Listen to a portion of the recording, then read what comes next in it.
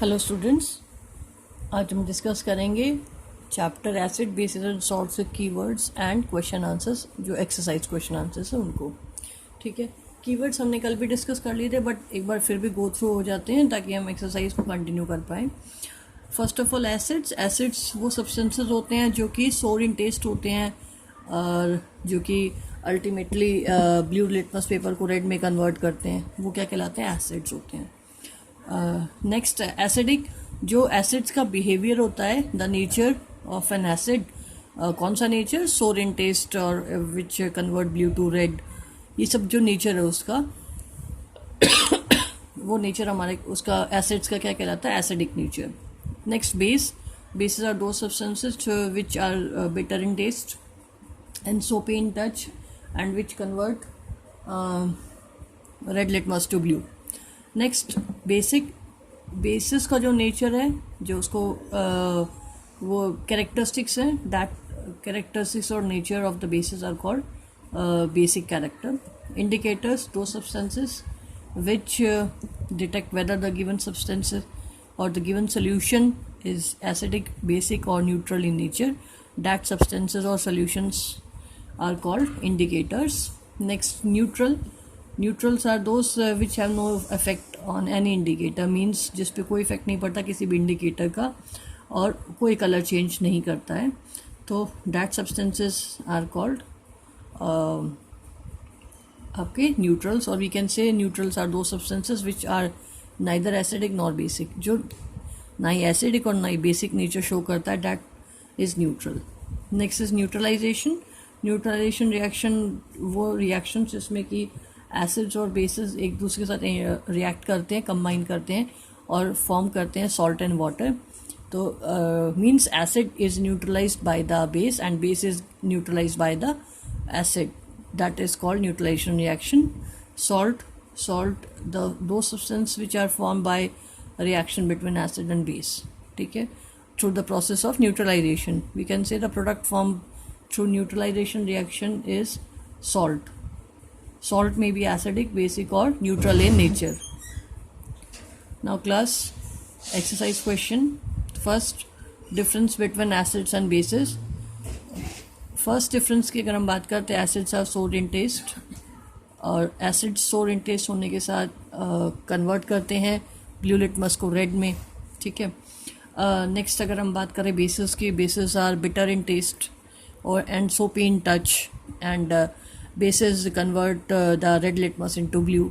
अगर हम litmus paper का एग्जांपल लेते हैं, तो अगर हम टर्मरिक का एग्जांपल लेते हैं, then the colour of yellowish color of the turmeric changes to red in cases of bases, and in case of acid there is no effect, is it?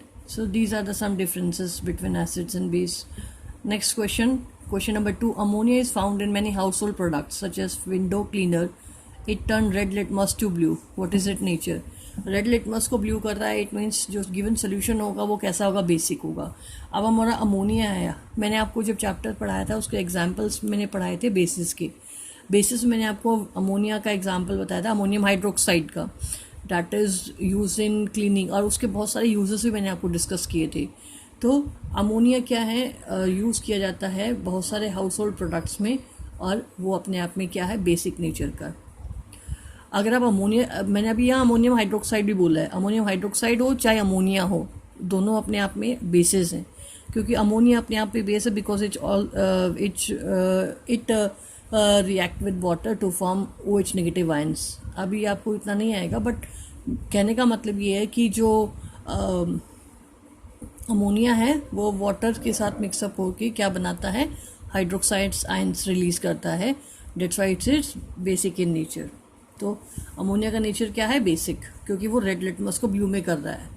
अभी हम इंडिकेटर्स की हेल्प से बात कर रहे हैं, तो रेड को ब्लू में कन्वर्ट कर रहा है, it means ammonia is basic in nature. Question number 3.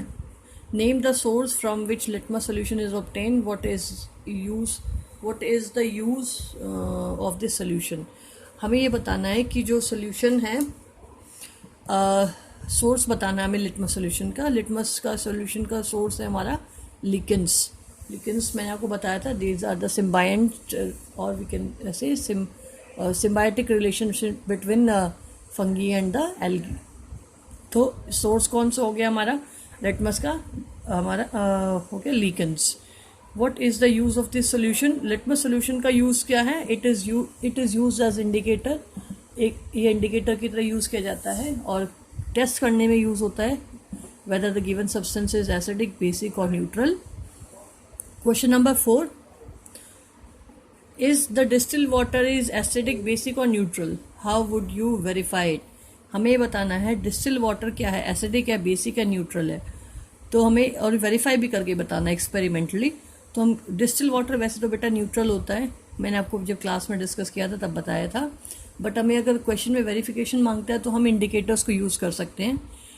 हम कोई भी इंडिकेटर लें वो रिमेन सेम रहेगा, उसके अंदर कोई कलर चेंज नहीं होगा।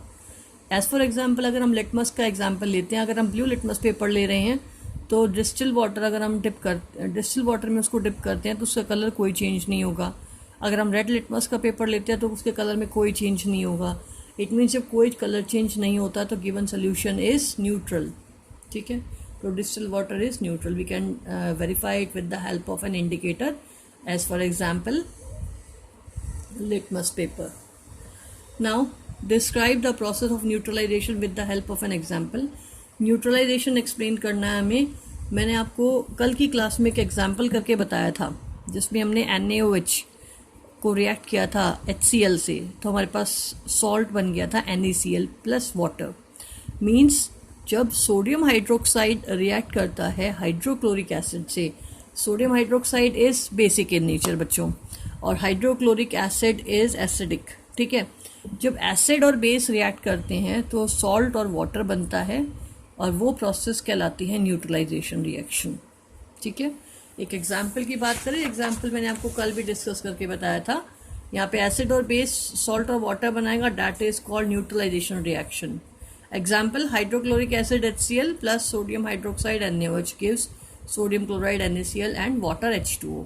क्लियर है? तो ये हमारा क्या है, ये किसका एग्जाम्पल हो गया हमारा? It is the example of neutralisation reaction. First of all you will define the neutralisation reaction and then explain with the example. Okay, next question number 6, mark true if the statement is true and false if the statement is false. Okay, nitric acid turn red litmus to blue. Nitric acid red litmus को blue में करती है? No, because acids turn blue litmus to red. अब वो red litmus है तो red का red ही रहता, कोई चेंज नहीं होता, क्योंकि यहाँ पे रेड लिटमस को लिया गया है। रेड लिटमस रिमेन्स रेड होता ना बच्चे, तो आंसर करेक्ट होता। रेड लिटमस रिमेन्स रेड होता तो answer is true, but red litmus turn blue, no, red litmus turn blue होता है तो वो बेसिस के केस में होता है, एसिड्स के केस में नहीं होता। That's why this statement is false. Means acids convert blue litmus to red, not red to blue. Question number 2, sodium hydroxide turns blue litmus red. Sodium hydroxide है वो ब्लू लिटमस को red में करेगा? No, वो तो acids करते हैं बच्चे। Acids turn blue litmus to red, but sodium hydroxide is a base.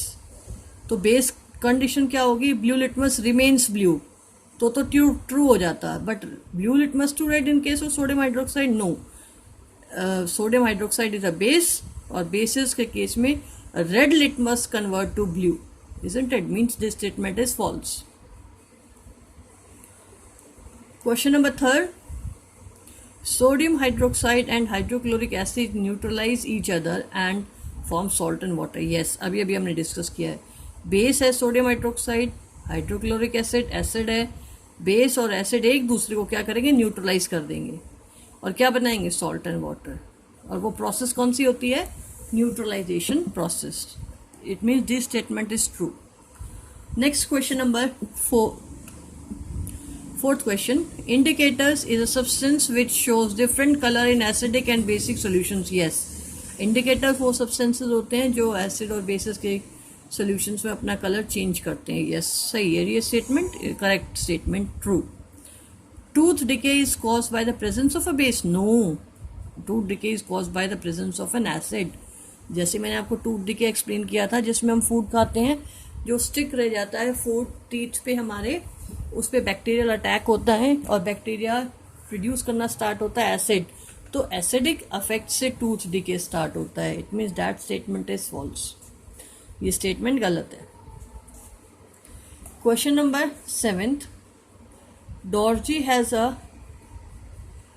few bottles of soft drink in his restaurant, but unfortunately these are not labeled.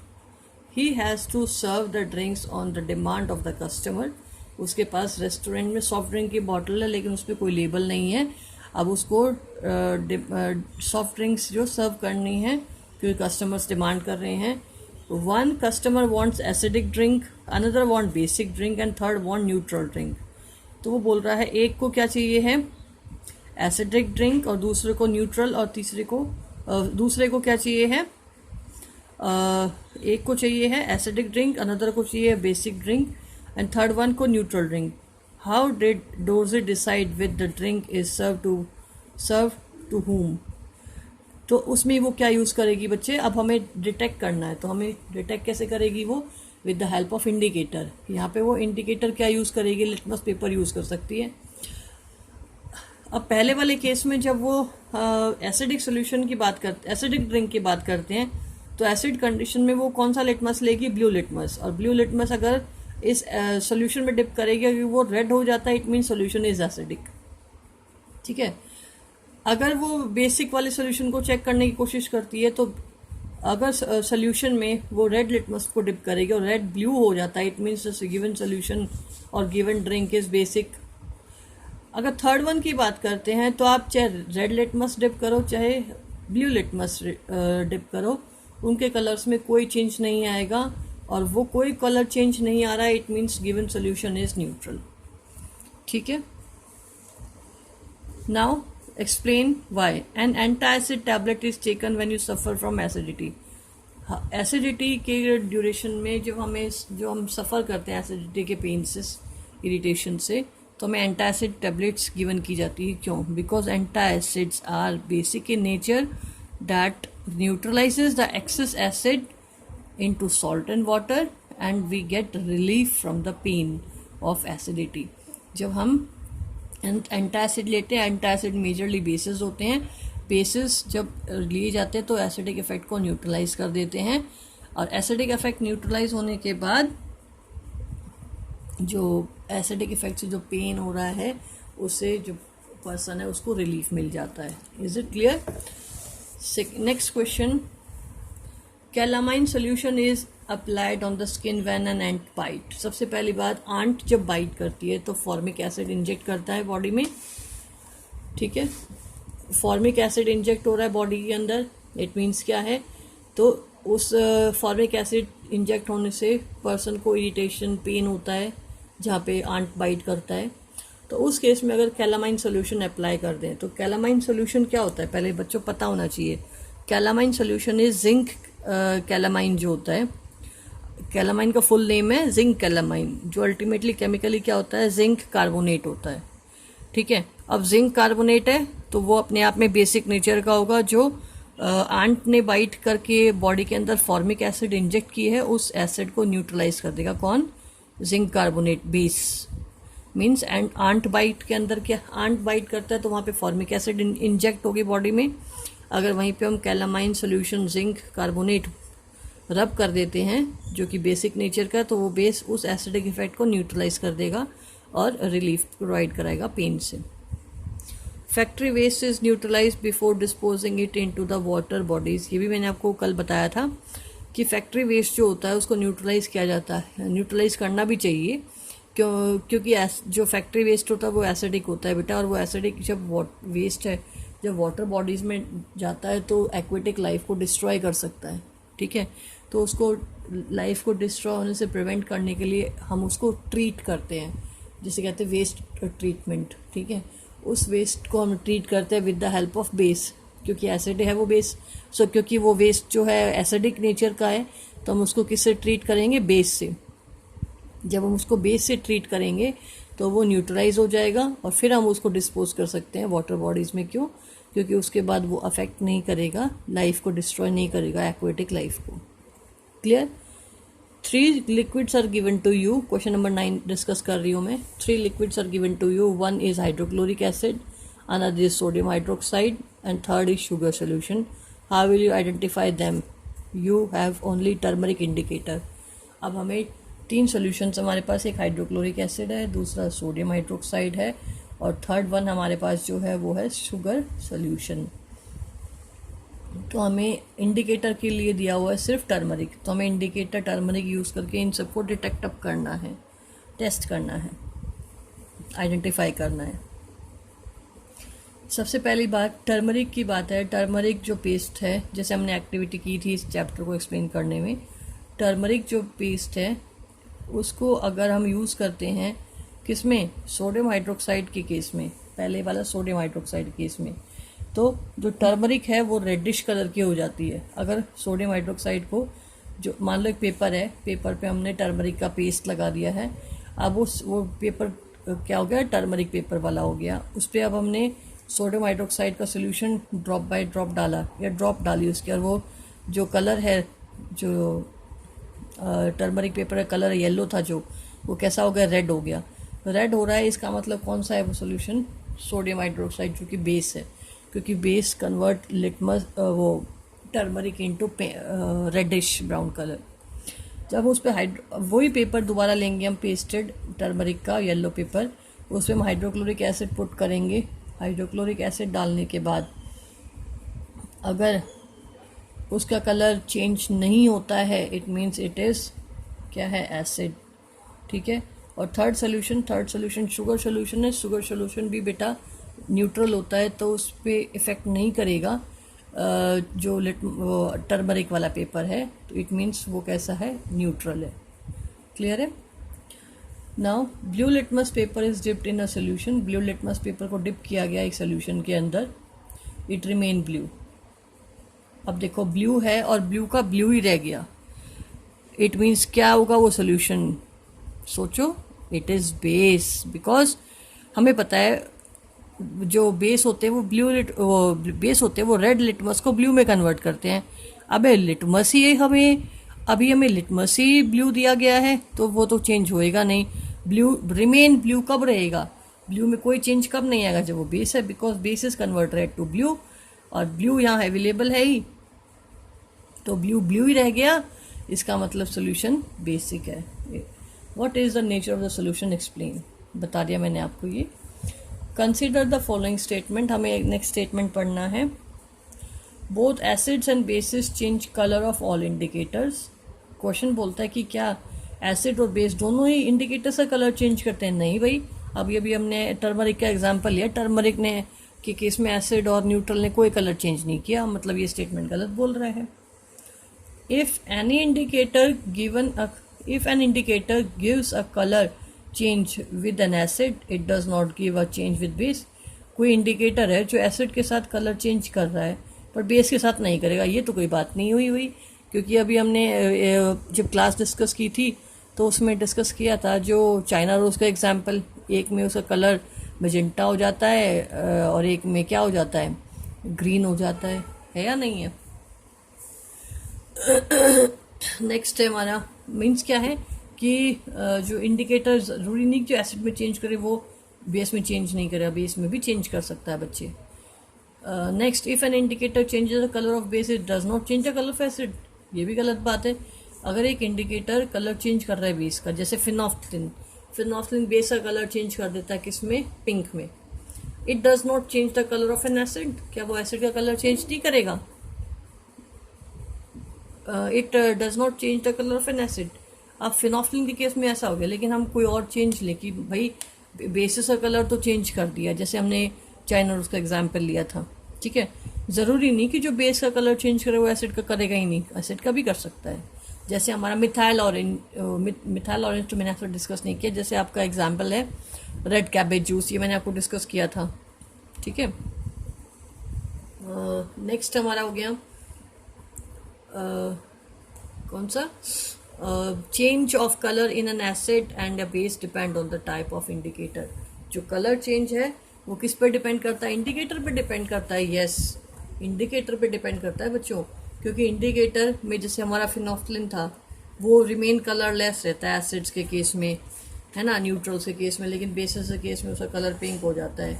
अगर हम बात करें टर्मरिक के केस में, टर्मरिक के केस में उसका कलर जो है चेंज हो जाता है, कैसा, reddish.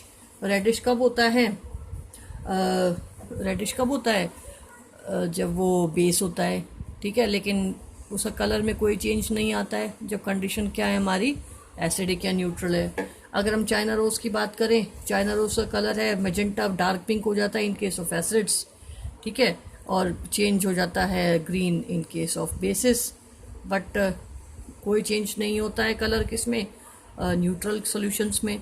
It means all the conditions कि भाई जो कलर चेंज होगा एसिड और बेस के केस में डिपेंड करता है किस पे, इंडिकेटर्स पे डिपेंड करता है बच्चे, ठीक है। तो इसमें हम देखते हैं which of these statements are correct, कौन से statement, all four are correct, no, A and B are correct, no, A and B are wrong, A B C and D are correct, no, A B C are wrong. अभी हमने discuss किया, only D yes, means change of colour of an acid and base depend upon the type of the indicator, indicator पे depend करता है बच्चे, clear है। ये सारे एनसीईआरटी के सॉल्यूशंस मैंने आपको डिस्कस कर दिए हैं। अब इसके बाद हम नेक्स्ट चैप्टर हमारा लेंगे फिजिकल एंड केमिकल चेंजेस। आज थोड़ा कुछ जनरल बातें कर लेते हैं। हमने अपनी डेली सराउंडिंग्स में देखा होगा कि भाई नोटिस करो, जो दही जमती है ना, तो दही क्यों जम रही है, कर्ड फॉर्मेशन क्यों हो रहा है, बिकॉज केमिकल चेंज है ना। कुछ एग्जांपल्स देखते हैं, रस्टिंग हो रही है आयरन की, तो अल्टीमेटली कौन सा चेंज है, केमिकल चेंज है। अगर हम फिजिकल चेंज के एग्जांपल की बात करें, तो जैसे आपका जो आइस है वो मेल्ट हो रहा है वाटर में, वाटर है फिर से हीट अप हो कन्वर्ट हो जाए वेपर्स में, तो ये किसका एग्जांपल है, ये फिजिकल चेंज का एग्जांपल है ना। तो मीन्स आप नोटिस करोगे हमारी जो डेली हमारी जो सराउंडिंग है उसमें डेली कोई ना कोई चेंज होता रहता है, चाहे वो केमिकल हो चाहे वो फिजिकल हो। जैसे हम डेली लाइफ के एग्जांपल में बात कर ले, हमारी मम्मी हमारे लिए क्या बनाती, फूड बनाती है, तो फूड बनाने के लिए क्या रिक्वायर्ड है, हीट एनर्जी, और हीट एनर्जी से जो फूड है, रॉ फूड था, वो कन्वर्ट हो जाता है किसमें, कुक्ड फूड में, इजंट इट। मीन्स अगर हम बात करें कि केमिकल रिएक्शंस हमारी डेली लाइफ में बहुत सारी होती रहती हैं।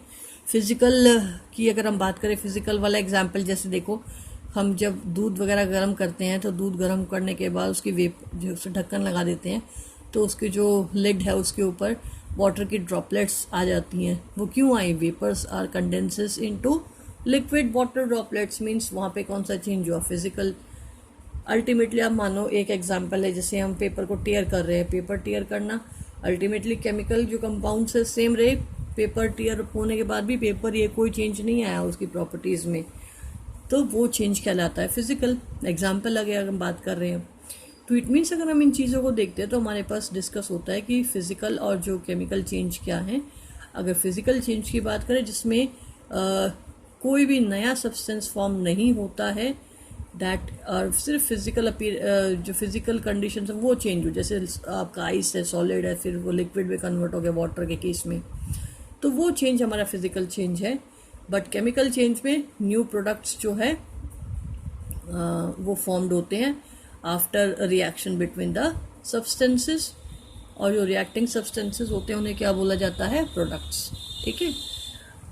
अब जैसे रस्टिंग हो रही है, एग्जांपल देखो यहाँ पे, ये देखो रस्टिंग ऑफ आयरन, ये जो मटेरियल है इस पे रस्ट लगना स्टार्ट हो गया है तो rusting is an example of, another example of an chemical change. Means अगर हम अल्टीमेटली बात करते हैं फिजिकल चेंज में, no new products are formed, no new substances are formed, but in chemical change new substances are formed, isn't it.